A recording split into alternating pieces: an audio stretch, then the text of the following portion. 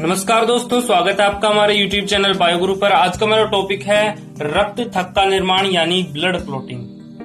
पिछली वीडियो में हमने रक्त के बारे में अच्छे से पढ़ लिया था कि रक्त में जो तरल भाग होता है उसे हम प्लाज्मा कहते हैं, उसके निर्माण के बारे में हमने जान लिया था।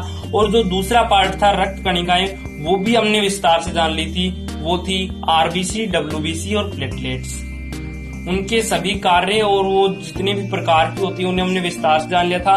आज का हमारा टॉपिक रक्त थक्का निर्माण है, तो चलिए वीडियो शुरू करते हैं। उससे पहले यदि आपने पिछली वीडियोस नहीं देखी हैं तो अभी जाकर उन वीडियोस को देख लीजिए। पहले तो हम समझ लेते हैं कि रक्त थक्का निर्माण यानी ब्लड क्लॉटिंग कहते किसे हैं। जैसे हमारे जो बंद परिसंचरण तंत्र में जो रक्त होता है वो कहाँ से बहता है, रक्त वाहिनियों के द्वारा बहता है। जैसे यहाँ पर हम कोई रक्त वाहिनी बना लेते हैं, ये रक्त वाहिनी है। अब इस रक्त वाहिनी के अंदर रक्त बह रहा है। अब यदि ये रक्त वाहिनी कट जाती है किसी कारणवश, तो यहाँ से जो ब्लड है इसके अंदर से वो बाहर निकलना स्टार्ट हो जाएगा। अब वो बाहर तब तक निकलता रहेगा जब तक वो पूरा खत्म नहीं हो जाए। इसके लिए एक सुरक्षा होती है, उसे हम कहते हैं रक्त थक्का। यानी यहाँ से मान लो कट गया तो यहाँ से जो रक्त निकल रहा है वो थोड़ी देर बाद बंद हो जाता है, यानी वहां पर जो है एक प्रकार का थक्का बन जाता है। उसे हम क्या कहते हैं, रक्त थक्का। आज हम उसी के बारे में पढ़ेंगे कि वो रक्त थक्का कैसे बनता है। तो जैसे ये कोई रक्त वाहिनी है, अब रक्त वाहिनी के चारों तरफ हमें पता है कि एपिथेलियम कोशिकाएं पाई जाती हैं। अभी तक हमने ऊतक के बारे में नहीं पढ़ा है, जंतु ऊतक के बारे में। जब हम इसे पढ़ेंगे तो हम इसे विस्तार से जान लेंगे। वैसे अभी आपको बता दें कि ये जो ऊतक होते हैं चार प्रकार के होते हैं, एपिथेलियम, मस्कुलर और जो संयोजी होते हैं, या फिर उन्हें हम कनेक्टिव टिश्यू भी कहते हैं, और चौथा होता है नर्वस टिश्यू। तो ये कौन सी है, एपिथेलियम टिश्यू है। एपिथेलियम टिश्यू सबसे ज्यादा पाई जाती है। ये जो एपिथेलियम टिश्यू है ये लगभग सभी वायवीय भागों में पाई जाती है, यानी जो हमारी शरीर का सतह है वायु या जल से संपर्कित है उसमें ये एपिथेलियम कोशिकाएं पाई जाती हैं। जैसे हम मान लेते हैं कि ये कोई इंसान है। अभी हमने क्या कहा, एपिथेलियम कोशिकाएं कहाँ कहाँ पर पाई जाती हैं, ऐसी सतह हमारी शरीर की जो सीधे वायु या जल से संपर्क रखती हो, उससे बिल्कुल टच हो, तो उस वहां पर कौन सी सतह पाई जाती है, एपिथेलियम सतह पाई जाती है। जैसे ये शरीर है कोई मानव का। अब ये जो बाहर की लेयर है ये किससे संपर्कित है, वायु के संपर्क में है। तो यहाँ पर जो ऊपर की अधिचर्म पाई जाती है उस पर एपिथेलियम सेल्स पाई जाती हैं। जैसा कि हमने पिछले वीडियो में पढ़ लिया था त्वचा की योतिकी में, कि जो अधिचर्म होता है वो किससे बना होता है, एपिथेलियम कोशिकाओं से बना होता है। यानी शरीर की जो बाहर की लेयर है जो वायु के संपर्क में है वो किससे बनी हुई होती है, एपिथेलियम सेल से। इसी तरह से हमने पढ़ा था कि जो ह्यूमन होता है उसके अंदर एक खाली कैविटी होती है, इसे हम क्या कहते हैं, सीलोन कैविटी कहते हैं। अब इसके अंदर ऑर्गन भरे होते हैं। तो ये जो सीलोन कैविटी है इसके बाहर वाली अंदर वाली जो लेयर है वो किससे संपर्क में है, वो है जल से संपर्क में। हमें पता है कि यहाँ पर फ्लूइड भरा होता है, द्रव भरा होता है, और उसमें हमारे जो ऑर्गन है वो तैरते रहते हैं। तो ये जो फ्लूइड है, जल है, इसके बिल्कुल सीधे संपर्क में है ये वाली सतह। तो यहाँ पर भी क्या पाई जाती है, एपिथेलियम कोशिकाएं पाई जाती है। इसी तरह से इसके अंदर जो आहार नाल, श्वसन नाल, वो जो सारी नाल तंत्र पाई जाती हैं वो भी इस फ्लूइड से संपर्क में है। तो उसकी जो बाहर वाली लेयर है वो भी एपिथेलियम सेल से घिरी हुई होती है। यानी जो एपिथेलियम सेल है वो हमारे शरीर के लगभग सभी हिस्से में पाई जाती है, सबसे ज्यादा एपिथेलियम सेल्स पाई जाती है। इसी तरह से जो हमारी रक्त वाहिनी है उसके अंदर भी हमें पता है कि यहाँ पर तरल भाग होता है, प्लाज्मा, और प्लाज्मा में रक्त कणिकाएं तैरती रहती हैं। तो ये प्लाज्मा क्या है, इसमें 92 से 90% क्या है, जल है। यानी रक्त वाहिनी की ये जो लेयर है ये भी किससे संपर्क में है, जल के संपर्क में है। तो यहाँ पर भी क्या पाई जाती है, एपिथेलियम सेल्स पाई जाती हैं। इन्हें हम स्क्वायर एपिथेलियम सेल्स भी कहते हैं। जैसे ये हमने इसे एपिथेलियम सेल्स से घेर लिया, यानी स्क्वायर एपिथेलियम सेल्स इसके चारों तरफ पाई जाती हैं, और इसके अंदर पाया जाता है 55% प्लाज्मा, और प्लाज्मा के अंदर रक्त कणिकाएं तैरती रहती है। रक्त कणिकाएं हमने बात की थी 3 प्रकार की होती हैं, आरबीसी, WBC, जैसे WBC को इस तरह से दर्शा देते हैं, ये WBC हो गई, और प्लेटलेट्स, इनके बारे में हमने बात कर लिया था। इन तीनों का निर्माण लाल अस्थि मज्जा में होता है। इनमें जो प्लेटलेट्स और RBC होती है, इनमें तो केंद्रक पाया नहीं जाता है, और जो WBC होती है उसमें एक केंद्रक पाया जाता है। ये तो RBC जब बनती हैं तो इनमें जो केंद्रक होता है वो बाहर निकाल लिया जाता है ताकि RBC जो है वो परिपक्व हो सके। लेकिन जो प्लेटलेट्स हमने बात की थी वो मेगासाइटोटिक सेल्स के डिवीजन से बनती है, यानी इनमें केंद्रक नहीं पाया जाता है। तो केवल केंद्रक किसमें पाया जाता है? WBC में पाया जाता है। अब ये पूरा हो गया ब्लड का संगठन, यानी जो रक्त का संगठन है वो कंप्लीट हो गया है। अब यदि हम रक्त के संगठन में से, यानी रक्त में से यदि हम रक्त कणिकाओं को निकाल लें तो क्या बचेगा? प्लाज्मा बचेगा, यानी जो तरल भाग है वो बचेगा। अब ये जो प्लाज्मा होता है ये हमें मदद करता है थक्का बनाने में। जैसे हम समझते हैं कि हमने कोई प्लाज्मा ले लिया, जैसे ये प्लाज्मा निकाल लिया, यानी रक्त से हमने रक्त कणिकाएं निकाल ली। इनके लिए एक अलग युक्ति होती है, उसके बारे में हम आगे बात करेंगे, इस चैप्टर में नहीं। ये जो रक्त कणिकाएं हैं वो निकाल ली गई। अब क्या बचा? केवल प्लाज्मा बचा। अब हम प्लाज्मा को एक कंटेनर में रख देते हैं। जैसे इस कंटेनर में हमने ये प्लाज्मा रख दिया। अब कुछ समय बाद, यानी 4 से 5 मिनट बाद, यहाँ पर इसकी साइड में एक जेली लाइक स्ट्रक्चर बन जाएगी इस तरह से। इसे हम कहते हैं क्लोट, यानी थक्का। और जो ये बचा हुआ पार्ट है इसे हम कहते हैं सीरम। ये कई बार पूछ लिया जाता है सीरम किसे कहते हैं। जो प्लाज्मा होता है उसमें से यदि हम क्लोटिंग फैक्टर हटा दें, यानी जो क्लोट बना रहे हैं उनको हटा दें, तो बचा हुआ जो पार्ट है वो है सीरम। अब ये क्लोटिंग फैक्टर कौन कौन से होते हैं? हमने पिछली वीडियो में बात की थी प्लाज्मा की। जब हमने बात की थी तब हमने बात की थी कि प्लाज्मा के अंदर 90 से 92% तो जल पाया जाता है, और बाकी की जो 7 से 8% है वो प्रोटीन पाई जाती है। वो प्रोटीन 3 प्रकार की होती है। कौन कौन सी होती है? एल्ब्यूमिन, ग्लोबुलिन और फाइब्रोमिन। जिसमें से जो फाइब्रोमिन प्रोटीन है वो क्या करती है? क्लोट करती है। हमने पिछली वीडियो में बात की थी, जब हमने प्लाज्मा की बात की थी तो उसमें हमने बात की थी कि जो फाइब्रोमिन होता है प्रोटीन, इसके अंदर वो क्या करता है?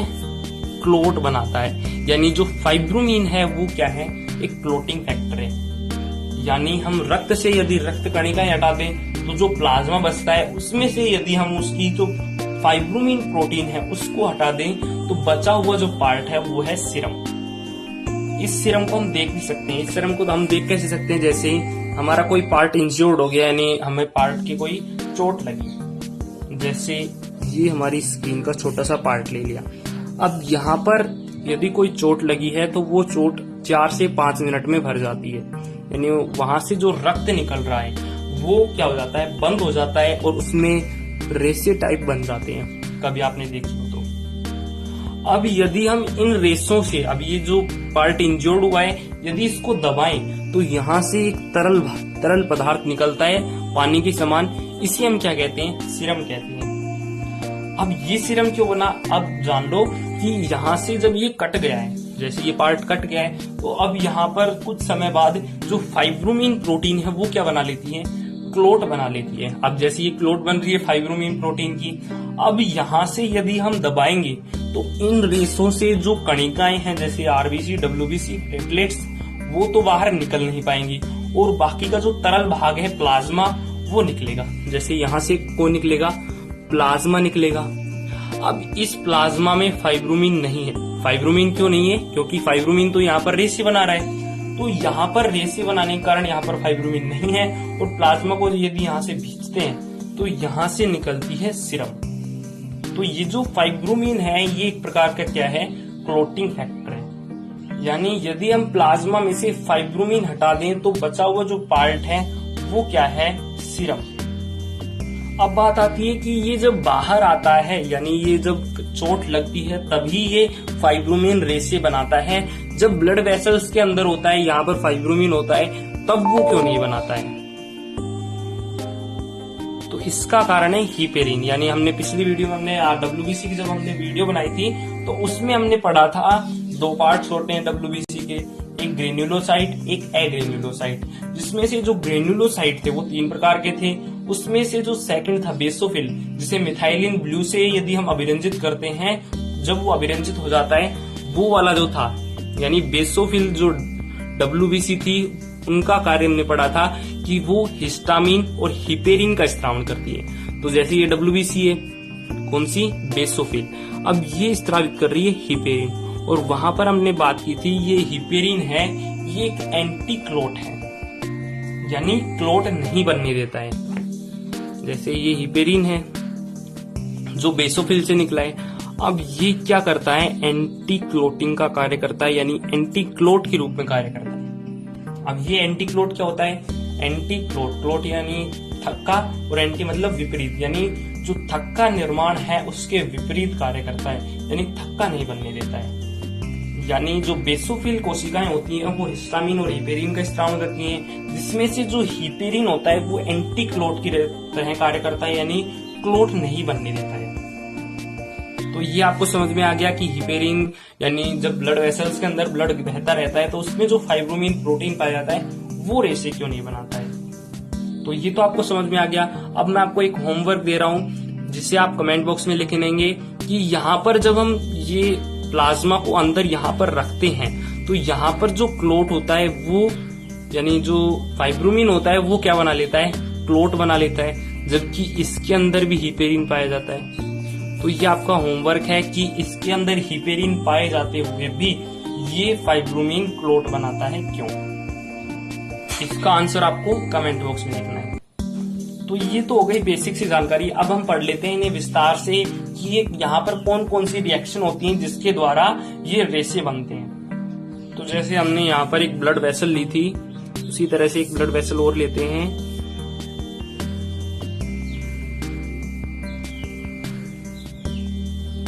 ये एक ब्लड वेसल है। अब ये ब्लड वेसल गलती से यहाँ पर से कट गई। अब यहाँ से जब कटेंगी तो हमें पता है कि यहाँ पर क्या पाई जाती है, स्क्वायर एपिथेलियम कोशिकाएं पाई जाती हैं। अब यहाँ से जब कटेगी तो ये जो एपिथेलियम कोशिकाएं हैं ये भी कटेंगी, जैसे ये यहाँ से टूट गई एपिथेलियम कोशिका। अब ये जो एपिथेलियम कोशिकाएं होती हैं जो ब्लड वेसल्स के अंदर पाई जाती हैं, ये काफी स्मूथ होती है, यानी जो रक्त अंदर बह रहा है उसमें बिल्कुल भी अवरोध उत्पन्न नहीं करती है, बिल्कुल स्मूथ होती है। अब जब यहाँ से ये कट गई यानी यहाँ पर जो एरिया है वो कैसा हो गया, रफ एरिया हो गया, यानी स्मूथ नहीं रहा। अब इसके अंदर हमने बात की थी कि इसके अंदर आरबीसी, डब्ल्यूबीसी, प्लेटलेट्स और प्लाज्मा पाई जाती है। उसमें से जो प्लेटलेट्स होती हैं वो हमें पता है पहले से ही टूटी हुई कोशिका से बनती है। जैसे ये मेगासाइटोटिक सेल है। अब ये जो मेगासाइटोटिक सेल है इसके विभाजन से बनती है प्लेटलेट्स, यानी ये जब टूटती है अलग अलग खंडों में तो ये जो खंड हैं ये क्या बनाते हैं, प्लेटलेट्स बनाते हैं। तो ये जो प्लेटलेट्स हैं ये पहले से ही टूटी हुई होती है। अब ये छोटी छोटी प्लेटलेट्स हैं ये पहले से ही टूटी हुई होती है। जैसे ये प्लेटलेट्स हैं इनका आकार नियमित नहीं होता है, यानी अनियमित होती है। ये जो फटती हैं ये कहीं से भी फट सकती है, तो ये थोड़ी पहले से ही टूटी हुई होती हैं। और जब इस रफ सरफेस पर ये टच करती हैं तो यहाँ पर ये और फट जाती है। अब जैसे ही यहाँ पर ये फटती हैं, जैसे यहाँ पर टच हो गई ये फट गई, तो ये फटने पर यहाँ पर इनका आकार और बड़ा हो जाएगा। जैसे ये प्लेटलेट्स हैं, अब ये फटती हैं, जैसे यहाँ से कट गई तो ये थोड़ी लंबी हो गई।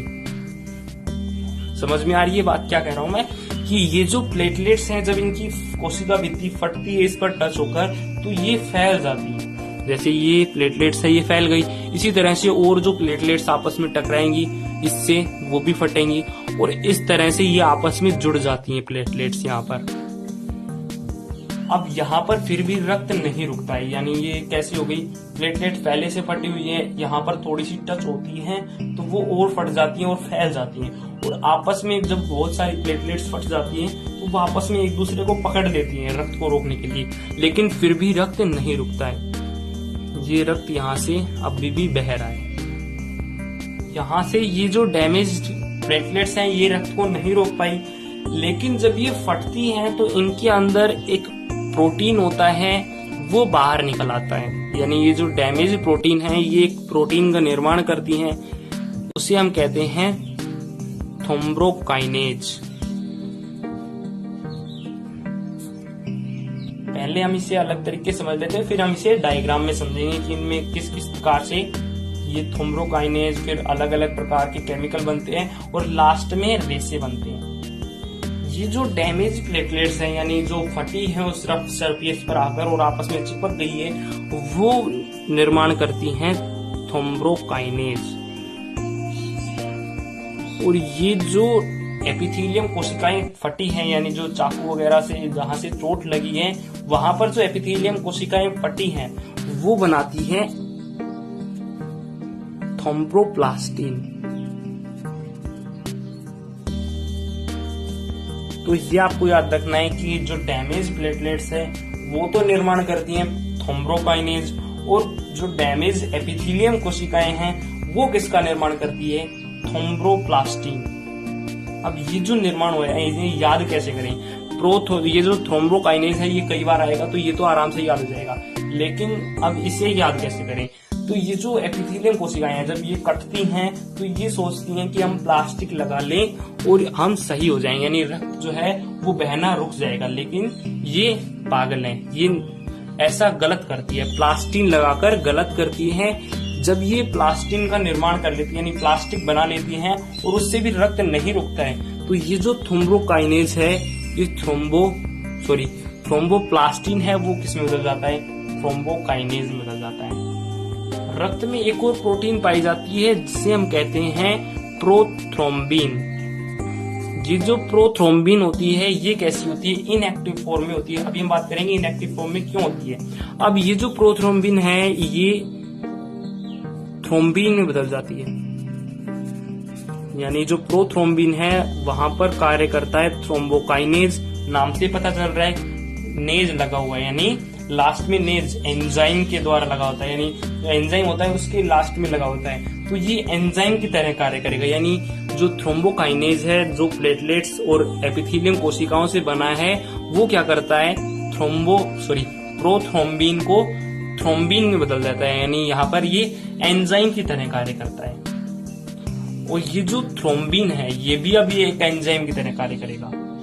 ब्लड के अंदर एक और प्रोटीन पाई जाती है जिसका नाम है फाइब्रिनोजन।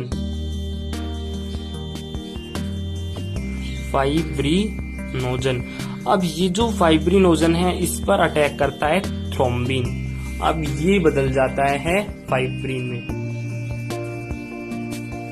एक बार फिर से समझते हैं कि जहां से ये कटा है, जैसे हमारी जो ब्लड वेसल है वो कहीं से कट गई है, अब वहां पर उसके चारों तरफ पाई जाती है एपिथेलियम कोशिकाएं। अब वो बहुत स्मूथ होती हैं। अब जब वो कट जाती हैं तो उनका जो सरफेस होता है वो रफ हो जाता है, तो जो प्लेटलेट्स हैं वो पहले से ही फटी हुई होती हैं, वो एपिथेलियम कोशिकाओं के ऊपर आकर और फट जाती है और वो आपस में फैल जाती है और आपस में जुड़ जाती हैं ताकि वो रक्त स्त्राव को रोक सके। लेकिन वो रक्त स्त्राव को नहीं रोक सकती हैं क्योंकि उनके अंदर इतनी ताकत नहीं है। अगर ताकत होती तो ये एपिथेलियम कोशिकाओं पर आकर फटती नहीं, तो इनके अंदर ताकत की कमी होती है, तो ये आपस में हाथ मिलाकर पकड़कर एक दूसरे को फिर भी रक्त का स्त्राव नहीं रोक सकती हैं।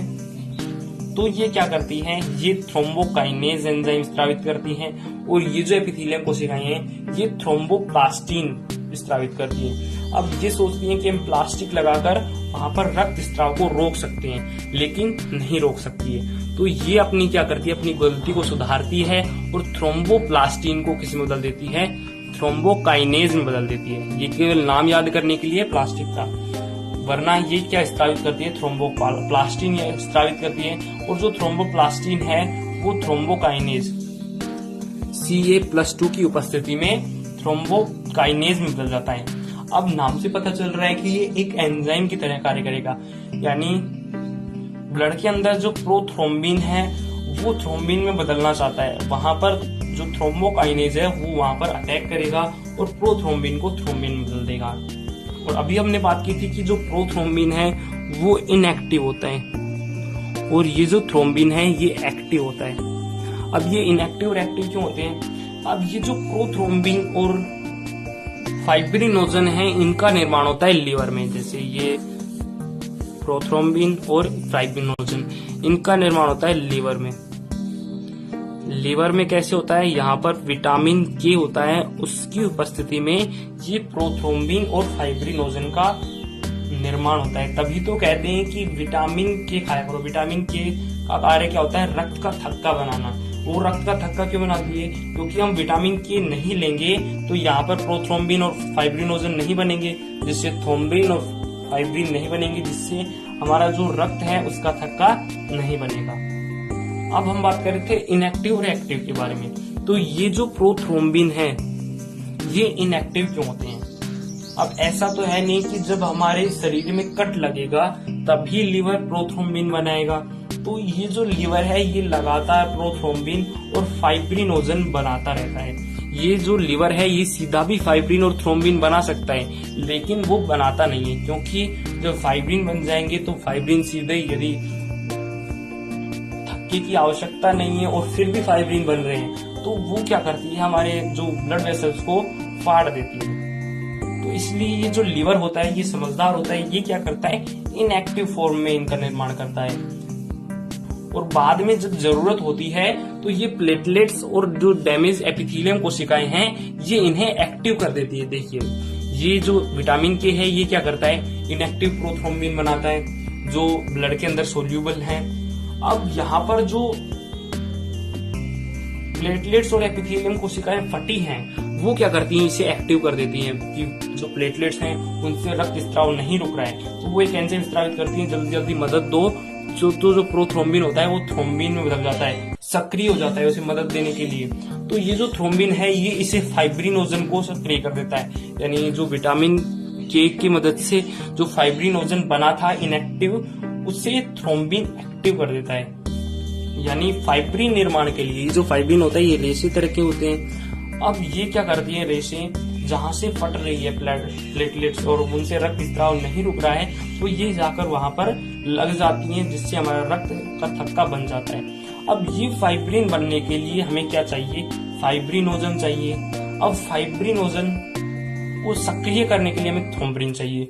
थ्रोम्बिन जो है वो किससे बनता है, प्रोथ्रोम्बिन से बनता है। एक बार फिर से समझते हैं कि जो डैमेज प्लेटलेट्स हैं जो प्लेटलेट्स हैं वो एपिथेलियम कोशिकाओं पर जाती है डैमेज। अब वहां पर वो फट जाती है और फैल जाती है।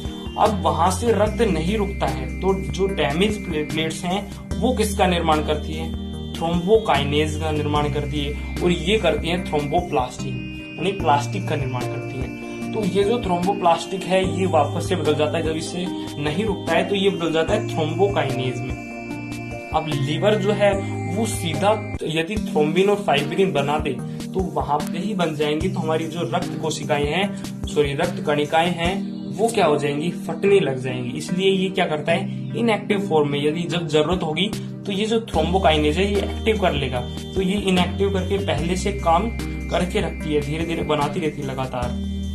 और जब कहीं से फट जाती है यानी जब इसकी जरूरत होती है तो यहाँ पर जो प्लेटलेट्स और एपिथेलियम कोशिकाओं से स्त्रावित जो पदार्थ है वो इसे एक्टिव कर देता है।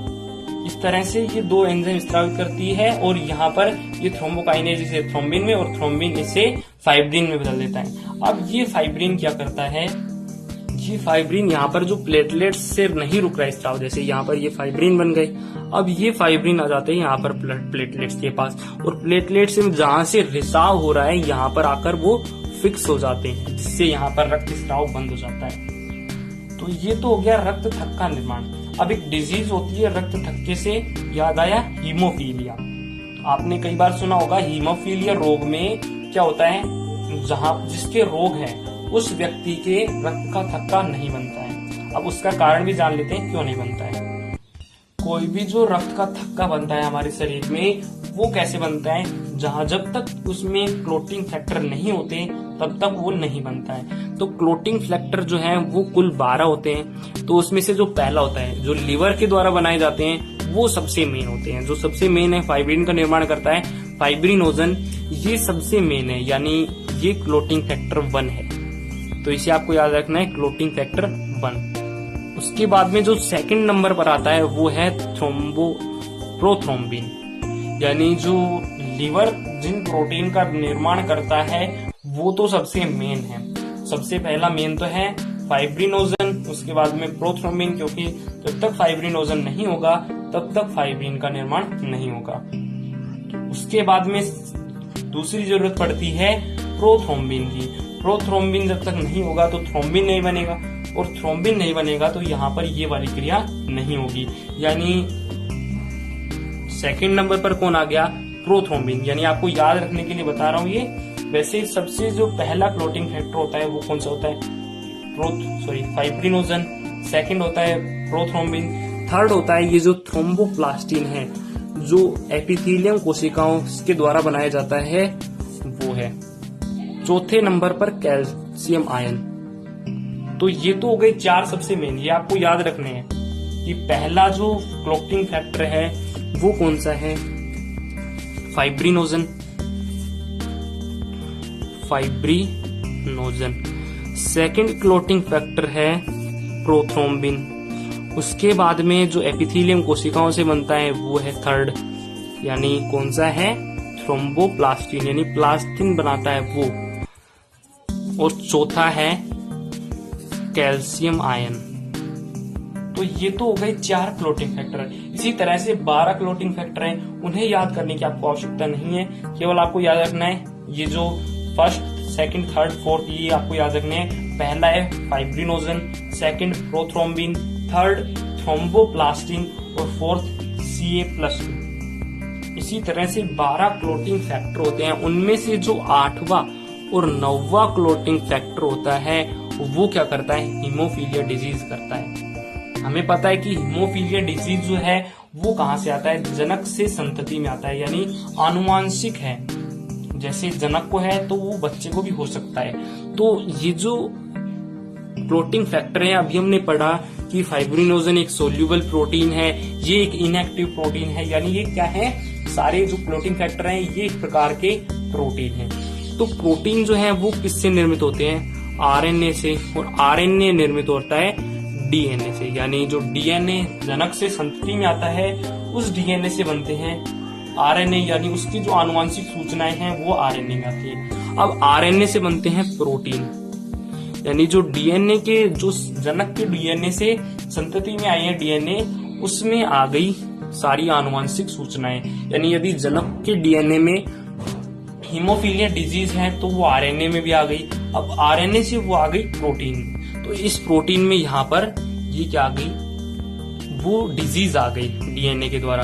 अब ये जो हीमोफीलिया है ये इनके नहीं होने के कारण होता है। यानी यदि क्लोटिंग फैक्टर 8 और 9 नहीं होगा तो हीमोफीलिया हो जाएगा।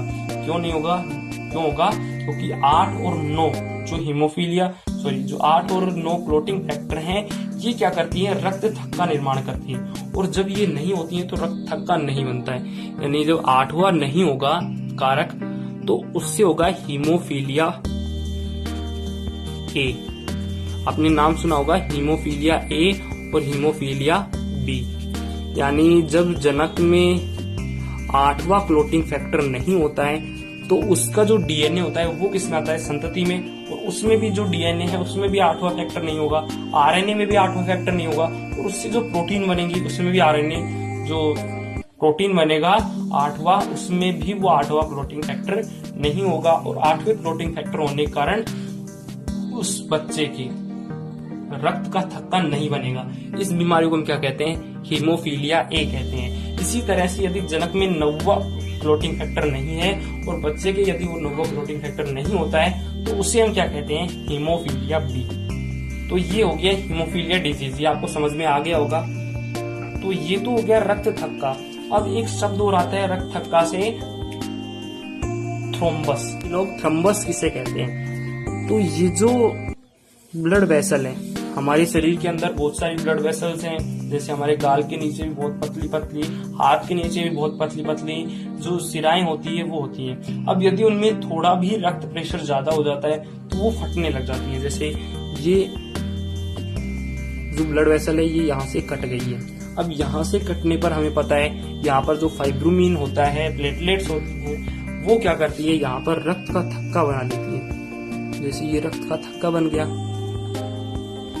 हमारी ये रक्त का थक्का एक दिन में लाखों करोड़ों बार बनता है, क्योंकि हमारे जो शरीर है उसके अंदर बहुत महीन महीन चिराएं होती हैं। अब यदि ये जो क्लोटिंग फैक्टर है, यानी क्लोटिंग फैक्टर के कारण ये क्लोट बना है, अब यहाँ से जब रक्त आएगा तो ये जो क्लोट है ये टूटकर अलग हो जाएगा। इसे हम क्या कहते हैं? थ्रोम्बस। तो थ्रोम्बस आपकी समझ में आ गया होगा। थ्रोम्बस किसे कहते हैं? जब कोई भी रक्त वाहिनी है उसमें यदि वो कहीं से कट जाती है तो जो क्लोटिंग फैक्टर है वो क्या कर देते हैं? तुरंत वहां पर क्लोट बना लेते हैं, थक्का बना लेते हैं। अब ये जो थक्का है ये जब रक्त सही हो जाती है, यानी जो रक्त वाहिनी सही हो जाती है और रक्त पर प्रेशर थोड़ा ज्यादा पड़ जाए तो यहाँ पर जो क्लोट है वो अलग हो जाता है। इसे हम क्या कहते हैं? थ्रोम्बस कहते हैं। ये बहुत बड़ी समस्या उत्पन्न कर सकता है। जैसे यदि ये थ्रोम्बस हमारे मस्तिष्क की नसों में चले जाए और वहां पर अटक जाए तो बहुत बड़ी डैमेज कर सकता है, यानी थ्रोम्बस बहुत बड़ा डैमेज कर सकता है। तो ये भी आपको समझ में आ गया होगा थ्रोम्बस किसे कहते हैं। आज का मेरा जो टॉपिक था रक्त थक्का निर्माण वो कंप्लीट हो गया है। धन्यवाद।